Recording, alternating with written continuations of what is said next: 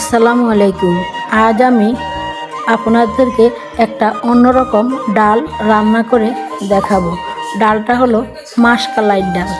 পেঁয়াজ পাতা আমি সবসময় এই সিজনে সব কিছুর সাথে অল্প অল্প পেঁয়াজ পাতা দিয়ে থাকি। দেখুন আমার মাসকলাই ডাল।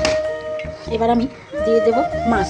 মাছ দিয়ে এই ডালটা বেশি রান্না করে খাওয়া যায়। ডিম দিয়েও খাওয়া যায়, আমরা ডিম দিয়েও খাই, তবে মাছ দিয়েই বেশি খাই। দেখুন আমি আগেই কাটা বেছে রেখেছি কিছু মাছ। মাছ দিয়ে রান্না করবো আজকে। বাগার দেওয়ার জন্য আমি একটা কড়াইতে কিছু তেল গরম করে নিলাম। তেলের মধ্যে ছেড়ে দিলাম পেঁয়াজ কুচি, একটু রসুন পিষা, একটু জিরা পিষা। ভালো করে নেড়ে ছেড়ে লাল করে ডালের উপর ছেড়ে দেব।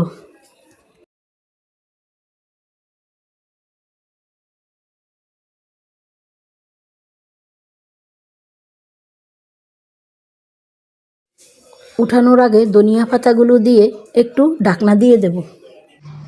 তৈরি হয়ে গেল আমার মাসকলাই ডাল। দেখুন আমার মাছ দিয়ে মাসকলাই ডাল। এই ডালটা খেতে আসলে খুবই সুস্বাদু।